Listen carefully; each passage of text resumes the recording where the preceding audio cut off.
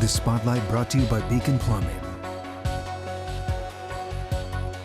Good evening and welcome to the Spotlight. Thanks for joining us. I'm David Rose. We begin tonight with new worries that crime is out of control from the North Sound to the South Sound. In Snohomish County, sheriff's deputies hunting for suspects in a drive-by shooting on the outskirts of Linwood that sent 3 people to the hospital. At least 2 of the victims are teenagers, and we have confirmed this was gang-related. More tonight from the Spotlight's AJ Janabel. When violence, specifically gang violence, is affecting children, the question is what can be done? I spoke with Snohomish County Sheriff Adam Fortney about how the county is cracking down on this gang problem.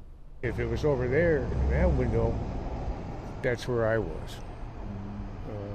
Now that I think about it. Bullets fly through this Linwood neighborhood early Thursday morning. One straight round destroyed parts of James Walk's home. It's pretty quiet for the most part. Don't really see any gang activities. But that's exactly what Snohomish County Sheriff's officials believe happened here. It was a violent day in Snohomish County. Snohomish County Sheriff Adam Fortney tells me a 16-year-old boy, a 17-year-old boy, and he says a third boy who refused to give his real name were all hit in the drive-by shooting Thursday morning. Today I'm angry. I'm angry at what happened to the community. Fortney says last year several feuding gangs were responsible for an uptick in violence in Snohomish County. The county, joined by Everett and Linwood police, created a violent crime task force. And we went after the people who were doing those shootings. However, Fortney says going after gangs is difficult when kids are the ones committing the crimes. We literally cannot talk to juvenile criminal suspects in the state of Washington under the rules that we have. We can't. Fortney tells me this restriction slows down the investigation process and bringing justice to victims. For people like Walk, it's a tough problem to find answers to. Yeah, the kids need a lot of help, and I don't know where they're going to get them. Sheriff Fortney tells me investigators detained 4 kids who were driving a stolen car that witnesses said matched the description of the fleeing car involved in that Linwood shooting. However, Fortney says they could not question those 4 kids due to state laws to determine if they are connected to the shooting. Turning now to violence in the South Sound. We're just 7 months into 2023, and the city of Kent is already seeing almost double the number of murders from last year. The Spotlight's Frankie Thompson brings us the grim totals from the Crime Statistics Report. Chief Rafael Padilla presented a crime report to City Council saying 17 people have been killed this year in Kent. That's up from 9 people last year. Just this morning, there was a shooting in the city. On the other side of the crime tape, detectives investigate the latest shooting in Kent. One person now fighting for their life in a hospital from the gunfire. Deadly violence in the city has claimed the lives of 17 people, including Charmaine Jackson. So I'm going to let them know who she was and what they took from us. Charmaine, visiting from Alaska, and Sean Peoples were both killed at a motel in January. The suspected killers from California were arrested and charged. The fight for justice is just beginning for Michelle McKnight, who lost her only daughter. I feel that she needs to be heard and represented, and not even her, for her friend as well. I'm going to speak up for both families if I have to, but definitely her children. You know, they don't deserve to grow up and not have a mom and only get to have memories of her. None of us deserve that. Police Chief Rafael Padilla says arrests or charges have been filed in 9 of the deadly cases so far this year. He says more than half of the murders are driven by drug dealing and fights over drugs. Aside from the number of people that are just dying from overdoses in our state and our county, which is really high, drugs do have an impact on crime. They drive a lot of crime. The consumption of drugs, feeds a need to have money to sustain those usage, which drives people to commit crime. Padilla says many of the victims and suspects in these cases are not from Kent, which he says brings attention to how staffing shortages in departments across the state affects public safety in his city. Why does it matter what the rest of the state looks like? Well, crime is regional. Suspects don't recognize city boundaries.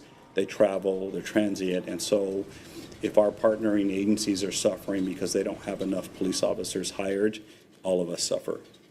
It really is something I hope we can get attention to look at this at a state level. Kent Police has filled almost every open officer position allotted within the city budget. The chief says he anticipates ramping up enforcement once the state's new pursuit law starts next month. He says he believes that new law will have an impact on violent crimes in the city. In Seattle this week, we learned that a woman shot during an illegal street racing meetup in Capitol Hill has died of her wounds. Her passing comes as new details have emerged about the challenges the Seattle Police Department faced that night, including a crowd that refused to disperse and a large number of officers who called out sick. Remember, it was a jam-packed weekend in the city. The Bite of Seattle, Mariners games, Taylor Swift concerts, and the Capitol Hill block party. The department tells the Spotlight's Zach Anders they had a plan in place with extra officers on duty. That was before half of the patrol officers called out of their shift. Dashcam video from a patrol vehicle showing what the officers saw when they reached Broadway and Pike. First, it's phones out, posing and posting their defiance, but in seconds, the crowd changes. Began to jump up and down on the hood, throw items at the car, throw metal objects at the police cars, and they began to back up. They called for additional resources from around the department to help to stabilize the situation. The crowd used bikes, a road barricade, and followed two cruisers all the way back to the end of the block. Once the patrol car backed up to Broadway and Union, the group retreated. This was around 1:30 a.m. SPD would stay a block away until the shooting roughly 2.5 hours later. As the crowd dissipated and some of the vehicles had left the area, a crowd remained for the after party, I guess you'd say, and it was in that time that the shooting occurred, and officers immediately responded to that shooting. They were still, some of that crowd was resistant as officers moved in to provide medical aid. 4 were injured, and we've learned tonight a woman has died. The officer did the right thing, backed away, but that is evidence, compelling evidence that we don't have enough cops to police the city. In a video posted this afternoon, Seattle Police Officers Guild President Mike Solon claims as many as 50% of the officers scheduled for shifts Saturday called out sick. We understand you're tired, and the city can't continue to do this. We don't have the staffing for it. It's unsafe for the community and you. And I spoke to 2 patrol officers today anonymously. They say there was no sick out, that they didn't coordinate such an event. That would be organized labor action, that they were just truly exhausted, they say, and that many other officers are really at their breaking point. It was one of King County's largest drug busts ever, yielding more than 478,000 fentanyl pills. But now we're learning the sentences given to the 6 people convicted of trafficking amounts to a slap on the wrist, with several walking free due to time served already. Detectives with the King County Sheriff's Office and the Burien Police Department worked hard to arrest 6 men back in December of 2022 for their involvement in what officials described as a massive cartel operation. $10 million worth of drugs were taken off the streets, including the 478,000 fentanyl pills, but also meth and heroin and 8 firearms. However, according to the court documents, the longest sentence for any of those arrested and convicted will be about 6 months in jail. In the fight against fentanyl abuse, almost every official agrees addiction treatment must be part of the solution, but there's a divide on where that treatment should happen. 2 mayors in Snohomish County say they believe that individuals receiving help in jail provides them timely intervention. The Everett and Marysville mayors co-authored an opinion article in the Seattle Times on the idea. We spoke with the mayor of Marysville, and he tells us the idea of treatment during incarceration is often overlooked. But we do have people that have committed crimes to feed a drug habit, and we can prosecute those crimes, get them into jail, and get this medically assisted treatment, get them nursing care, and finally get them out of that scenario where they're unable to find their way through the Hays 2 treatment and say, you know what, I will accept treatment now. Both mayors say this is not a war on drugs approach because that has historically proven to be ineffective. The tragic death of a Snohomish County girl at a Utah-based therapeutic boarding school has led to the loss of its license. The drastic decision by the Utah Department of Health and Human Services is related to the case of Taylor Goodrich. The Spotlight's Alejandro Guzman reports the shutdown was actually the second major setback suffered by Diamond Ranch Academy in the same day. I think about what she would have done later in life. Hopes. Where she would have been. And dreams. During the memorial, I was the last one to see her. vanished for Taylor Goodrich after she died unexpectedly while attending the Utah boarding school Diamond Ranch Academy. I'm the one that basically kind of helped close the casket. The 17-year-old Snohomish County girl died from peritonitis, an abdominal infection which is usually treatable if antibiotics are administered on time. If they would have took her to the doctor or took her to the ER. In deciding to deny Diamond Ranch Academy a new license, the Utah Department of Health and Human Services cited Taylor's death along with the deaths of at least 2 other students. The decision also referred to instances of severe physical neglect involving the academy's assistant medical director and that the school failed to monitor staff to ensure compliance with the needs of clients, its teenage students. The state is giving the academy until August 14th to send all of its students home. Taylor did it for them. She did it. Her sacrifice, as you want to put it, I mean, it's not going in vain. Dean says he sees this as a gift from his daughter, who would have been celebrating with family this weekend. Saturday, Taylor would be 18.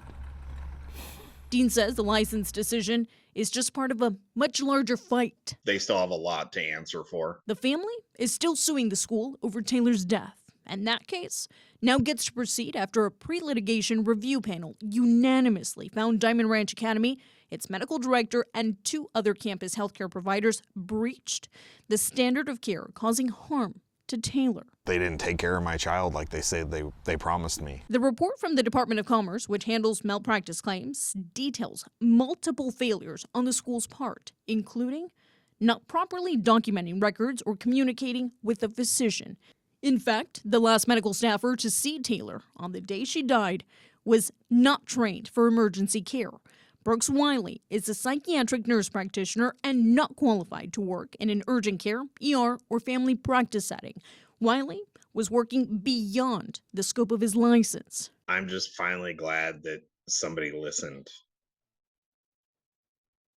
Instead of just, again, smacking them on the hand and going, still, you can still do your job. Soon, students will pack their bags as the academy's doors close behind them, and the Goodrich family will continue to fight as they wait for their day in court. Basically, it's happy birthday, Taylor. The local district attorney's office said last month that it was not filing any criminal charges in Taylor's death due to lack of evidence. But Alejandra says they're hoping this new information will soon find its way to prosecutors. We're still waiting to hear back on whether the case might be reopened. This week marked 1 year since the shooting death of Javon Jimerson, the father of 6, was gunned down execution style at a marine storage facility in Renton. His family says Jimerson took his cousins out boating before he was shot to death. Surveillance video shows him pulling up with the boat on a trailer to Lakeside Boat Service and Storage around 9 p.m. on July 27, 2022. He gets out and walks over to unlock the gate. A shooting suspect approaches and fires at least 16 shots at Jimerson, killing him. Renton police suspect the shooter was waiting in a vehicle parked nearby for Jimerson to arrive. Detectives are still trying to identify that suspect and piece together a motive for the killing. If you have any information that can help, email crimetips@rentonwa.gov. There's been an 11th hour plea deal for Jordan Bowers. She's the biological mother of Oakley Carlson, who is still missing. She was facing identity theft charges, and her trial was set to start this week. Instead, Jordan is now admitting guilt in exchange for a reduced sentence. Meanwhile, Oakley is still missing after a search spanning almost 3 years. The Spotlight's Matthew Smith has been tracking this story since the discovery of Oakley's disappearance all the way back in December of 2021. He says this deal means Bowers will be out of jail in about a year. This plea deal means less time behind bars for Jordan Bowers, and obviously, while this isn't about Oakley Carlson per se, the people that are closest to her that wanted to see Bowers behind bars for an extended period of time are very frustrated by this decision. They need to know that I'm not happy and that I'm not going to forget this, and that I hope that they never ever get to touch Oakley's case if there is one. Jamie Jo Hiles was Oakley's foster mom. Today telling me she still holds out hope that some news, some break will reunite her, despite the very real fears, given that the investigation has shown no one has seen Oakley since February of 2021. My bracelet says hope, and it has Oakley's birthstone on it. But as Hiles says, another type of hope took a hit. Bowers' jury trial was set to begin today, but instead, an 11th hour plea deal reduced what would have been an 84-month sentence with a chance for more time depending on aggravating circumstances was cut down to 36 months. I feel that the one sense of justice that I might have seen Jordan have, it has now been taken away because the plea deal that the prosecutors made with her and that they accepted. And that prosecutor declining to go on camera today, but inside the courthouse, he spoke with me briefly, saying he understood emotions are high and that the Jordan Bowers case is compelling, but also saying this case was never about Oakley and that this plea deal on 4 felony charges was in line with typical cases, that you had to cut this out from the Oakley missing person case. It just makes me think, you know, how did I let her in? Last year, I tracked down some of Bowers' victims tied to this case, a case involving falsified credit cards and stolen benefits. Even then, the victims, out tens of thousands of dollars, said their concern was Oakley. I don't even care about the money if we could just get that kid back. It's unclear what comes next. Hiles meets regularly with detectives and says she feels good about what's happening behind the scenes. But today, admitting she does have concerns. I don't feel good about knowing that Andrew's free. He's out in Wenatchee just living his best life. And Jordan is going to serve some time, but then she's out and then she's free. So where does that put Oakley? To add to the frustration here for Hiles, she did try to meet and talk with the prosecuting attorney that made the decision to move ahead with this plea deal. So far, the two of them are not meeting. Hiles was here. They said that they were too busy. Dramatic explosions and roaring flames lit up a right-of-way camp along I-5 last Friday, coming dangerously close to Harborview Hospital and injuring at least 2 people. Now we know Seattle police say this was no accident. Fox 13 obtained the preliminary police report on the fire, suggesting a former leader of the camp set off homemade bombs around the tents as an act of revenge. A victim of the fire told investigators the man known on the street as Coconut was angry because he'd been kicked out. So he allegedly placed the bombs, buckets filled with flammable material, around tents where people were smoking drugs. The victim said he was able to warn those inside to run just as the bombs went off. No formal charges yet have been filed, but police are investigating. Coconut's real name is Michael Powassa. He does have a prior arson conviction. Police did search the area for that suspect, but so far have been unable to find him. Well, it's no secret the Puget Sound region is experiencing a growing homeless crisis. So why are some Pierce County leaders backtracking on a vote that cleared the way for a major new microvillage? As the Spotlight's Nikki Torres reports, none of the opponents are actually against the idea of building more housing. They just wish it was being built somewhere less pristine. No matter the outcome of the political back and forth, the 285-unit microvillage planned for the 80-plus acre site near Spanaway will get built. But the question is, will it be looked at as a positive housing solution in the future or an ecological eyesore? Opponents of the decision to build there say high-intensity builds, like a microvillage, shouldn't be going into so-called residential resource zones. That's because they take a large toll on the environment. Normally, other zones in that area are fine to develop. This zone has wetlands. It's a watershed area for Spanaway Lake. There's Coffee Creek going through it. The microvillage was green-lighted by the county council this spring, but it wasn't a unanimous decision. Councilor Robin Denson from District 7 voted against it, along with Councilor Amy Kruver. Now both councilors are trying to repeal that vote from March. I want to make sure that moving forward, we are not setting a precedent for doing high-intensity developments in ecologically and environmentally sensitive areas. If the repeal gets enough votes this month, no other large housing facility would be able to build in a residential resource zone, whether it's a microvillage for the homeless or a luxury high-rise apartment. We want to make sure we've got a really good set of tools in our shared housing code so that we can develop high-density shared housing in areas where they are appropriate, areas where they are not environmentally sensitive, and where we have public safety, and where we have transportation, and we have water and sewer and sidewalks and parks and all of the things that we should have when we are inviting a lot of people in to live there. Denson clarified she is not against microvillages or finding solutions to the homeless crisis. She says she is correcting the past vote only to look out for future environmental needs of the community. However, staff at the Tacoma Rescue Mission, which is managing the microvillage, aren't so sure. We're in a process right now of getting community support and developers and fundraisers and getting everyone to understand a vision. And when there's a zoning change or when zoning changes are rescinded, it can kind of communicate that Pierce County isn't behind this project. And we know that that's not the case. Pierce County is behind this project, but they're trying to be mindful of all of the neighbors that are involved. Bernard says it's hard not to feel the council members are sending the wrong message at a time of the region's mounting homeless crisis. We want to show with Pierce County that there's a unified front of community members, of local government and ordinances, all working together to say it's important for us to all solve housing and homelessness and the crisis that's affecting our community. That was Nikki Torres reporting, and we have the results of the re-vote on the microvillage resolution. 6 votes were in favor of the repeal, 1 member excused, and no votes against. Well, that's all the time we have on this edition of The Spotlight.